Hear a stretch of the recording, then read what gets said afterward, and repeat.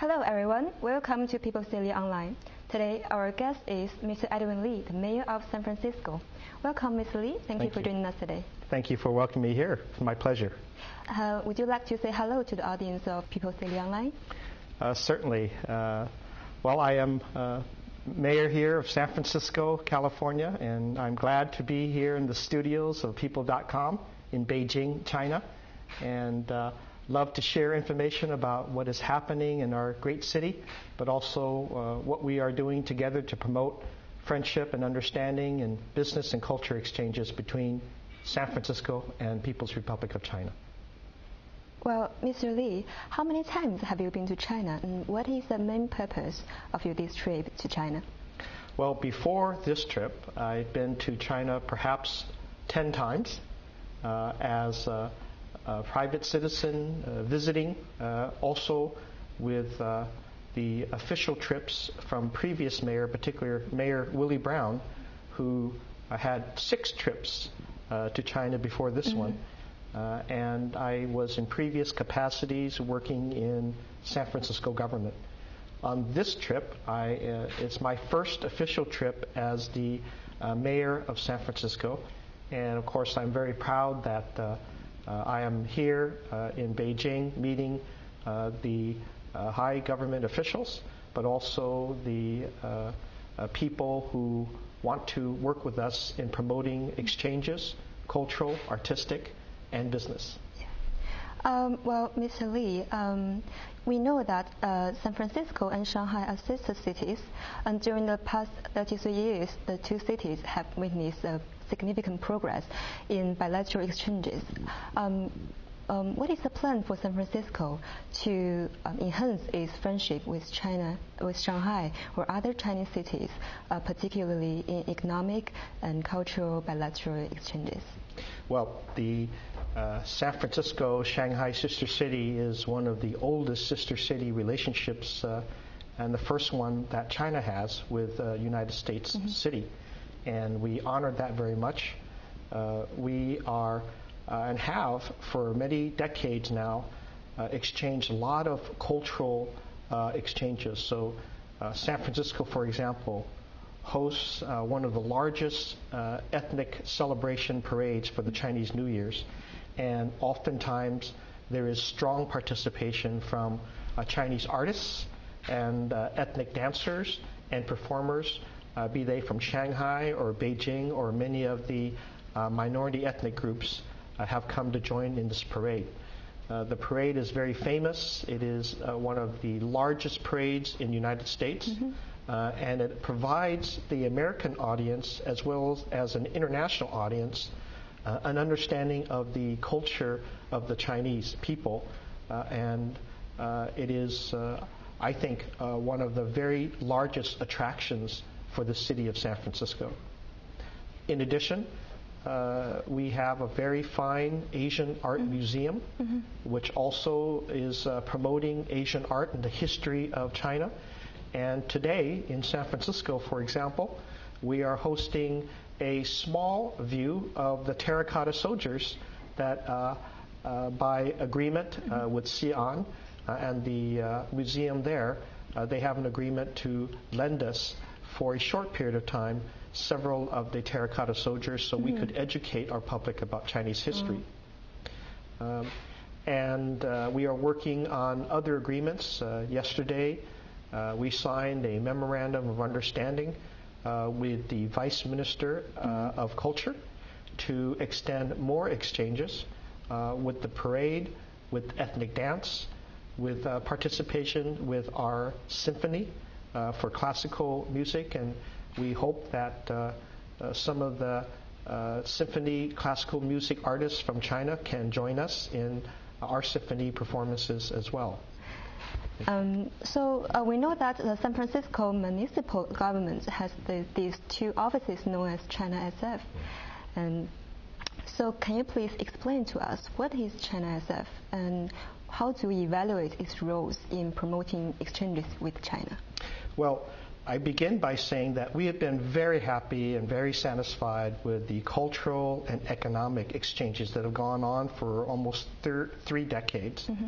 But we want more. There is always a thirst for doing more with China. And so the China SF program was created back in 2008, and it started with a very strong desire to do more business relationships with China.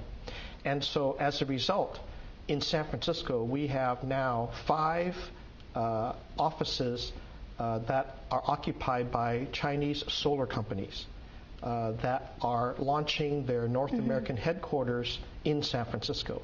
We also have a number of China-owned clean tech companies that also located in San Francisco. And we would like more business exchanges, and so China SF has created its first office in Shanghai, as you can understand, since that was where we have the sister city. But we all now have, for the last 2 years, an office here in Beijing. And we are conducting a search for a third office, which would be in Guangzhou. The purpose of these offices would be to gain more contacts with the business community and present ideas of public and private ventures for future investments in both sides, in both China and in San Francisco. Our China SF office helps inbound as well as outbound businesses. We will assist American companies find their relationships in China, and at the same time, those companies from China who wish to operate in the United States, we offer them not only office space but assistance in setting up their business in North America. And of course, we present San Francisco or any place in the Bay Area to locate their offices and to present them with the type of relationships that will make them successful. We are working very hard to do this because we believe that both China and the United States, through the China SF relationships, will be more successful if they have people that understand what the businesses are looking for and assist them in finding not only the location, but the right relationships to build their business. Yeah. According to what you have just said, I think China SF is working like a bridge between the San Francisco and Chinese major cities. For example, I know there is a project, there is a San Francisco-based company named Haller Maynard Architects.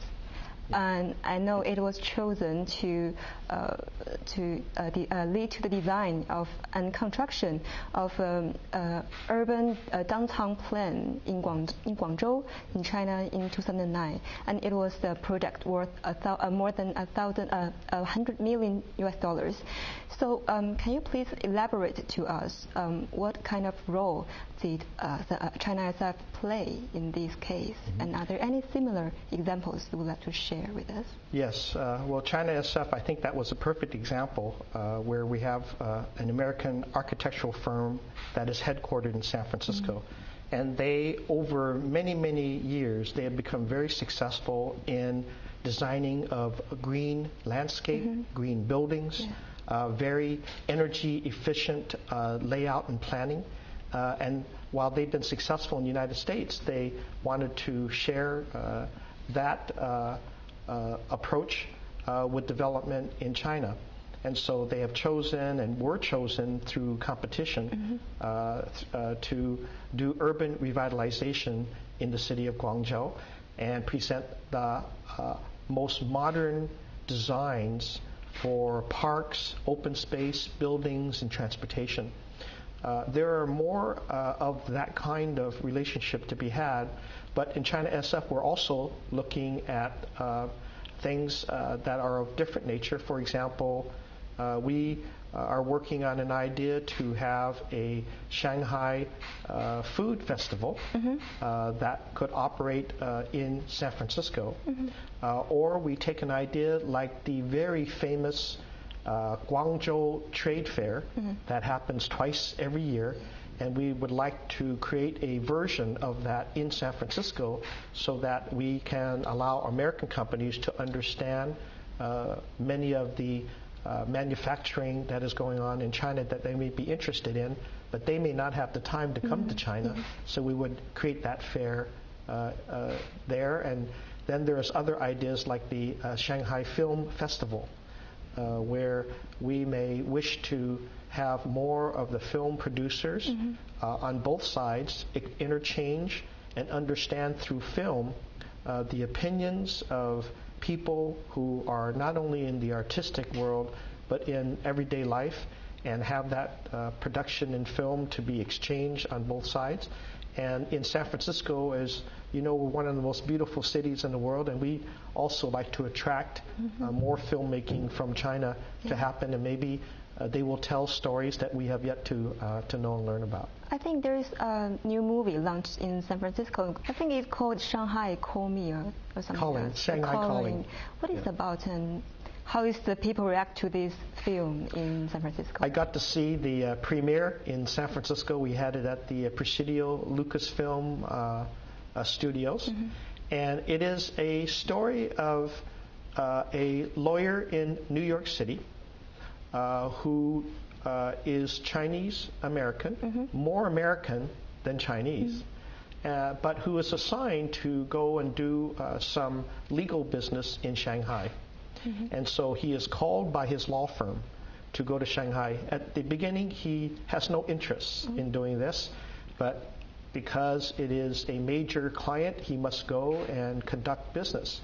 And he realizes that he does not understand his own culture as an American-born Chinese, that he resists it.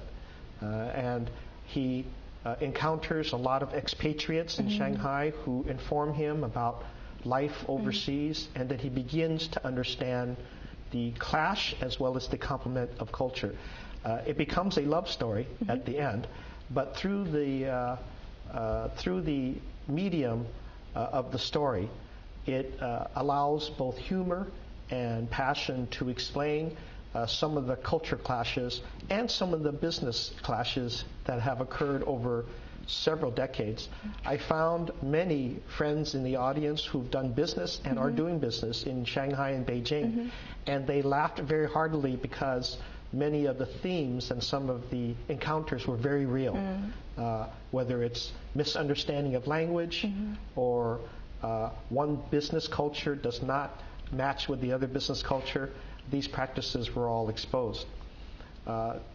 Our Consul General of China for the city of San Francisco also watched the movie with me, and he believes that Shanghai Calling will be the first in many exchanges of film, and hopes that there can be a follow-up movie, perhaps named San Francisco Answering.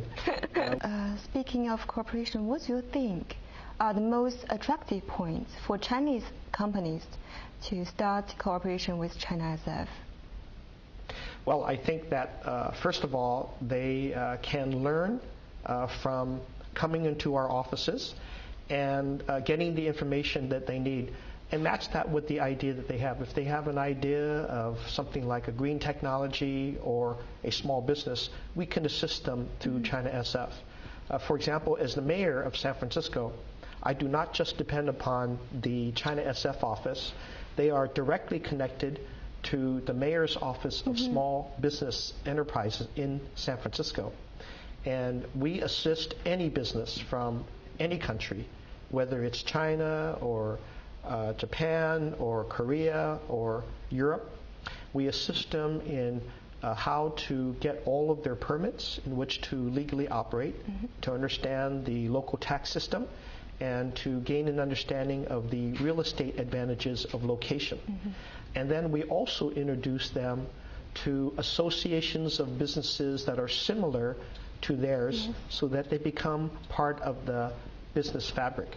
All of this contributes to their quickly associating themselves with other businesses of similar type.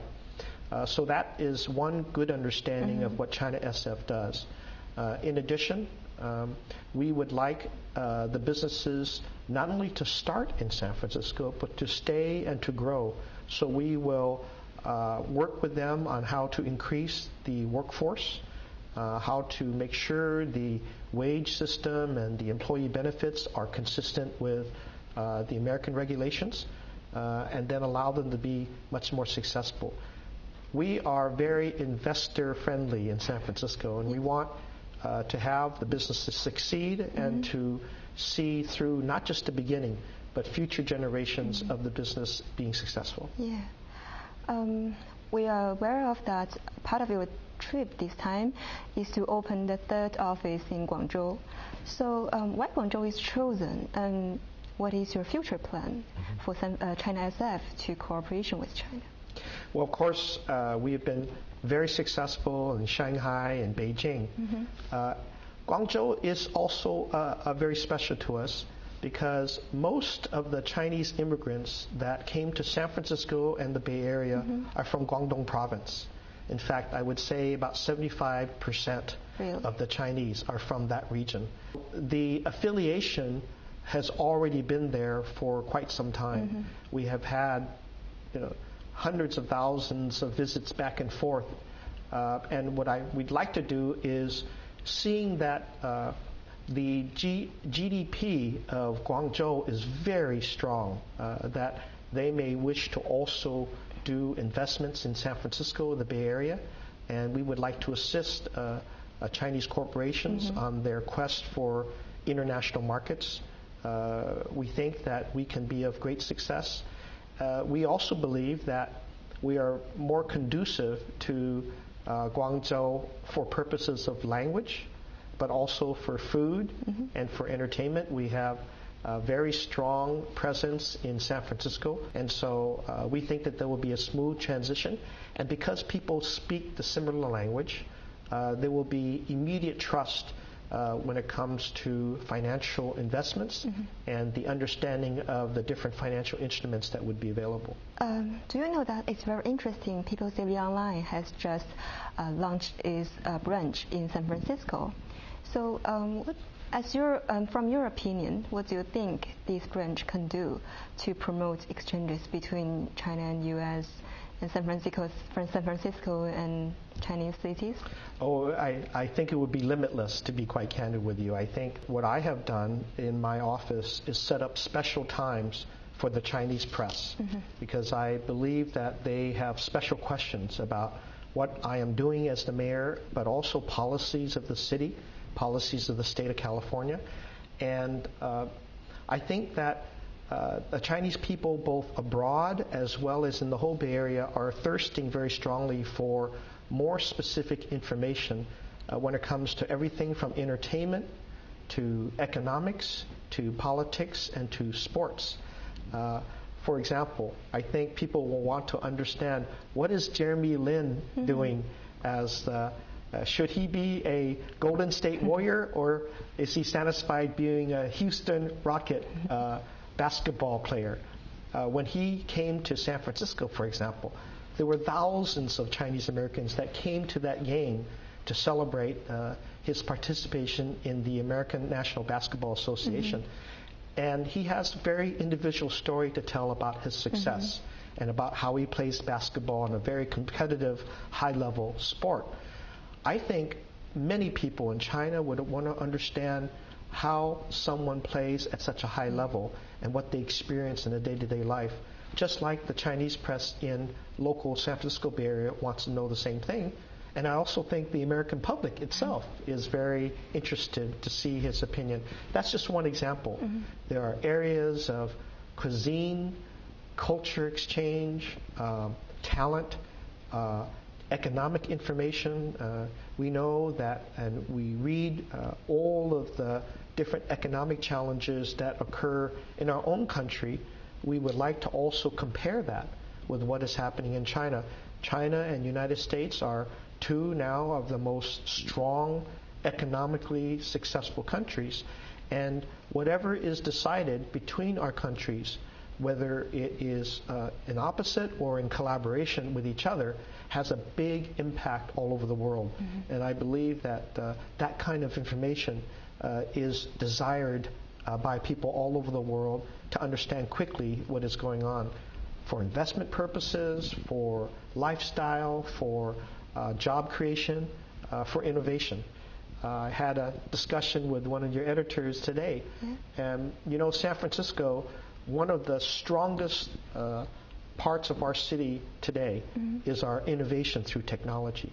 And I believe that some of the technology companies would want to share their ideas to audiences all over the world so they can have more of an understanding of what they're attempting to do.